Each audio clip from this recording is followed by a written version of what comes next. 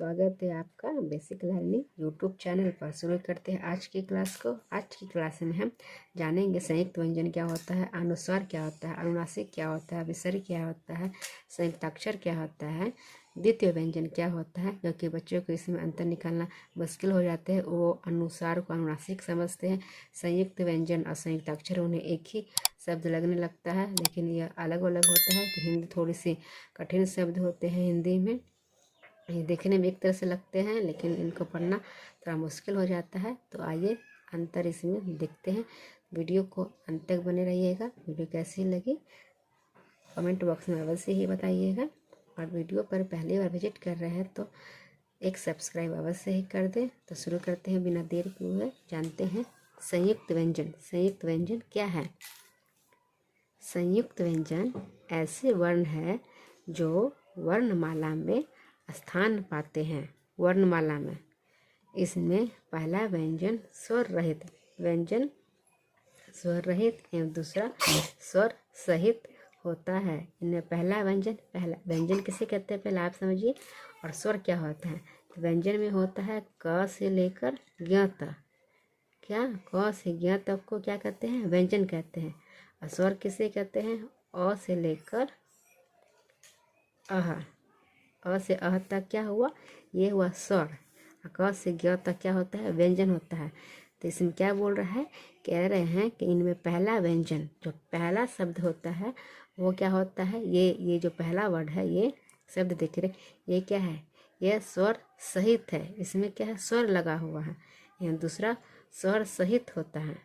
दूसरा है ये स्वर सहित है, और पहला है ये स्वर रहित है। मतलब पहला व्यंजन स्वर रहित होता है, इसमें व्यंजन नहीं होता है, और दूसरे में स्वर सहित होता है। जैसे छ है तो ये क्या है? ये व्यंजन है।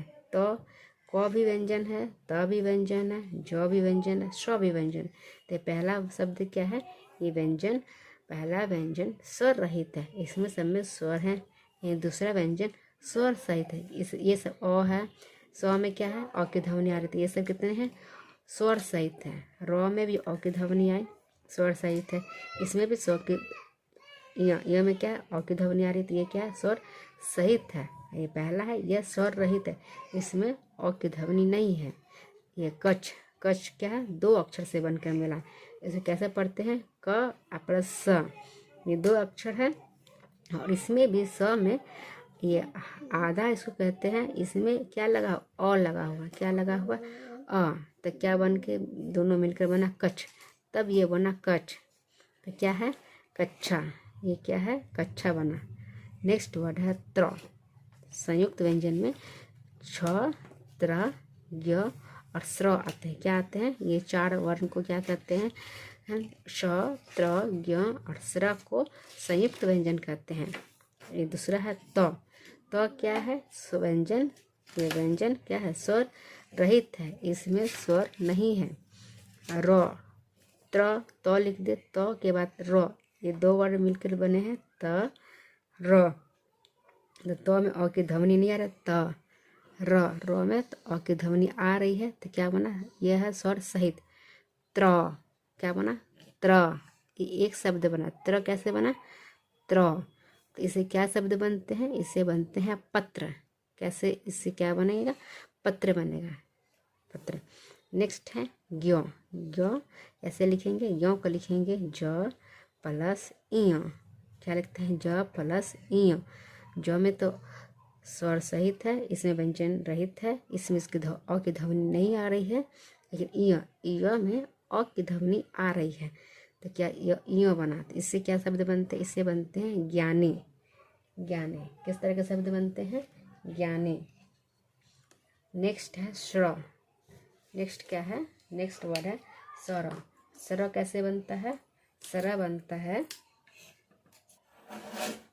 स्र में क्या बनेगा? सर बनेगा। स में व्यंजन नहीं है, इसमें स्वर नहीं है। ये व्यंजन वर्ण है, लेकिन इसमें स्वर नहीं है। र में अ की ध्वनि आ रही है। अ क्या है? अ है स्वर। अ को क्या कहते हैं? स्वर। ये है व्यंजन। ये क्या है? ये व्यंजन। ये सब जितने हैं ये सब व्यंजन है, और ये सब कितने हैं? ये सब स्वर है।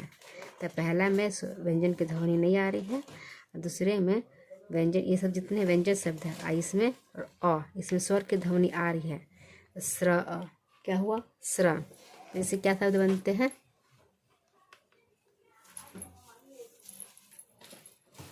देखिए स्र, स्र कैसे बना, स्र क्या स्र प्लस अ, तो स्र, स्र क्या है व्यंजन है, ये व्यंजन स्वर रहित है, इसमें स्वर शब्द नहीं है, ये व्यंजन है। र, र में ये स्वर सहित है, इसमें क्या है अ, क्या है स्वर, स्वर की ध्वनि आ रही है तो क्या बना स्र। इसका उच्चारण किस तरह से करते हैं स्र, तो क्या बनेगा सरम, परिश्रम, इस तरह के शब्द बनेंगे। नेक्स्ट है अनुस्वार।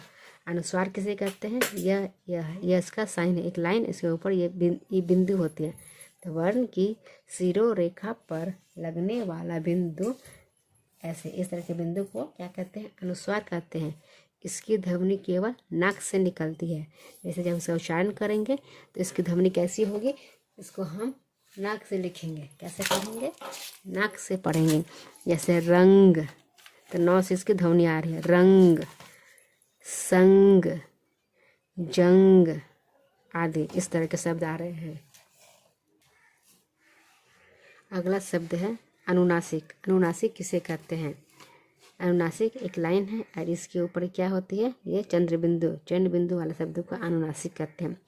वर्ण की शिरोरेखा पर लगने वाले चंद्र बिंदु को अनुनासिक कहते हैं।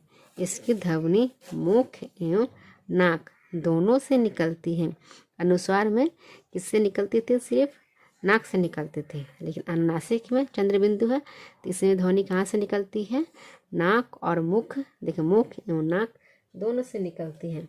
तो कैसे उसका उच्चारण होता है, पाँच, चांद, मतलब मुंह से भी आवाज़ निकल रही है और नाक से भी आवाज़ निकल रही है, आँख, पाँच, चांद और आँख।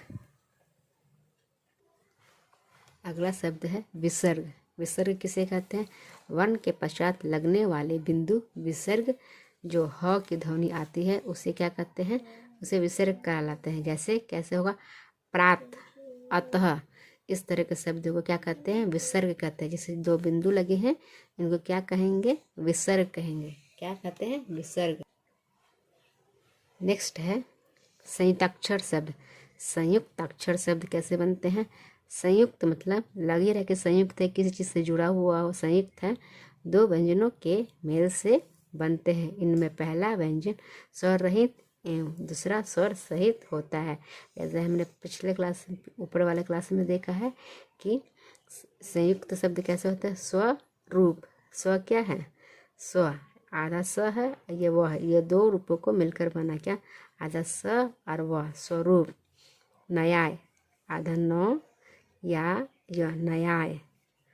अस्त्र, अस्त्र, अस्त्र, शस्त्र, स्वचस, ये इसके उदाहरण है।